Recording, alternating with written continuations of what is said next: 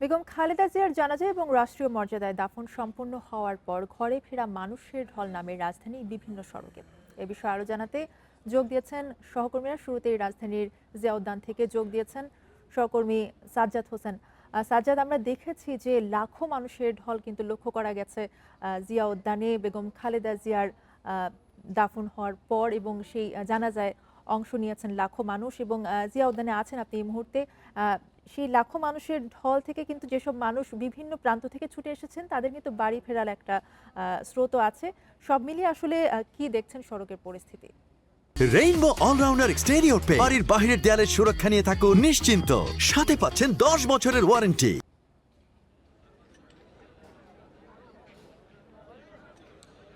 লাখো মানুষের ভালোবাসা, সম্মান এবং শ্রদ্ধায় সমাধিত করা হয় বেগম জিয়াকে জিয়া উদ্যানে তার স্বামী প্রয়াত রাষ্ট্রপতি শহীদ জিয়ার কবরের পাশে।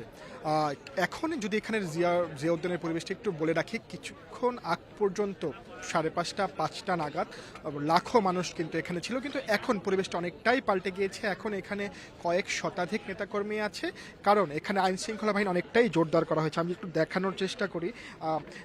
জিয়া উদ্যানে শহীদ রাষ্ট্রপতি জিয়াউর রহমানের পাশে তাকে সমাহিত করা হয় 4:30 নাগাদ, এবং 5:30 নাগাদ 1 ঘন্টার ব্যবধানে তার পুত্র তারেক রহমান এবং 3 বাহিনীর প্রধান সহ যারা বিভিন্ন গুরুত্বপূর্ণ ব্যক্তিবর্গ ছিলেন তারা সবাই জিয়া উদ্যান ত্যাগ করে যার যার গন্তব্যে চলে গিয়েছেন।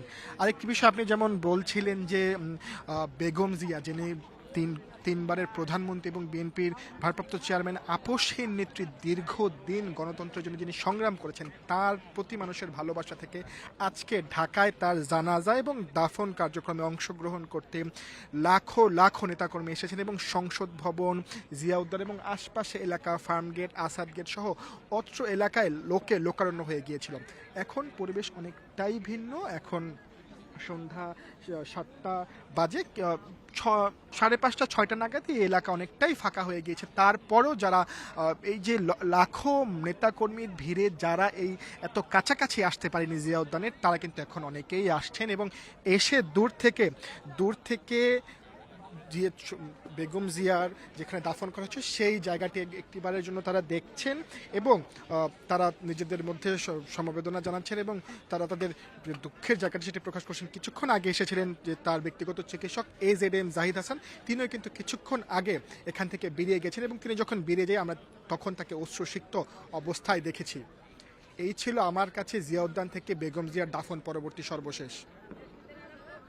সাজ্জাদ থাকবেন আমাদের সাথে। রাজধানীর ফার্ম গেটে আছেন সহকর্মী জাহিদুল ইসলাম, সেখান থেকে জানাবেন তিনি সেখানকার পরিস্থিতি। জাহিদুল, জানাবেন যে ফার্ম গেটে আসলে মানুষের চাপ কতটা দেখছেন এবং সড়কের পরিস্থিতি কেমন, যানবাহন চলাচল ঠিকঠাকভাবে হচ্ছে কিনা?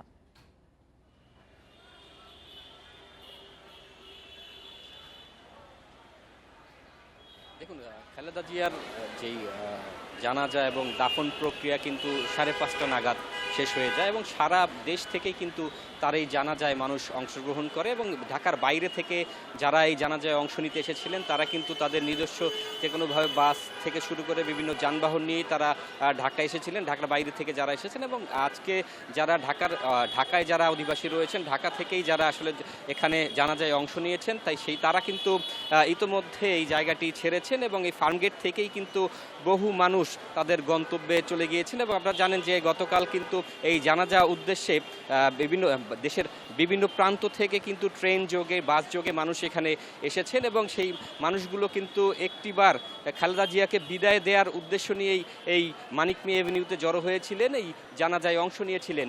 এবং এই জানাজায় কিন্তু আপনি দেখেছেন বিকেলবেলা যেই পরিস্থিতি ছিল, আসলে সেই মানিক মিয়া এভিনিউ যেখানে জানাজা শুরু হয়, সেই জানাজার স্থল থেকে কিন্তু বিজয় সরণী হয়ে শাহবাগের দিকেও মানুষের ঢল চলে যায়, এবং আমরা দেখেছি যে লাখ লাখ মানুষ সেই জানাজায় অংশ নেয়, এবং তাদের একটি উদ্দেশ্য ছিল যেই বিএনপি নেতারা আসলে যেভাবে বলেন যে এই আপসহীন নেত্রী, বাংলাদেশের রাজনীতিতে যে একটি জ্বলন্ত উদাহরণ, আসলে সেই জায়গা থেকেই কিন্তু সারা দেশ থেকে মানুষ তাকে চিরবিদায় জানানোর জন্যই এখানে এসেছিলেন, এবং তারা কিন্তু এই বিকেলের পরে সন্ধ্যার আগেই অনেকটা পথ তাদের বাড়ির দিকে এগিয়েছেন এবং যেহেতু দাফন প্রক্রিয়া যেখানে ছিল শহীদ জিয়ার কবরের পাশেই যেখানে তাকে দাফন করা হয়েছে সেখানে কিন্তু সাধারণ মানুষের আসলে সেভাবে গ্রহণযোগ্য ছিল না এবং তারা কিন্তু সেখানে যেতে পারেনি, যেই কারণে জানাজার পরেই কিন্তু আসলে সবাই জায়গা ত্যাগ করেছেন এবং আমরা কিন্তু দেখেছি যে এই সাধারণ মানুষের যেই ঢল ছিল সেই ঢল কিন্তু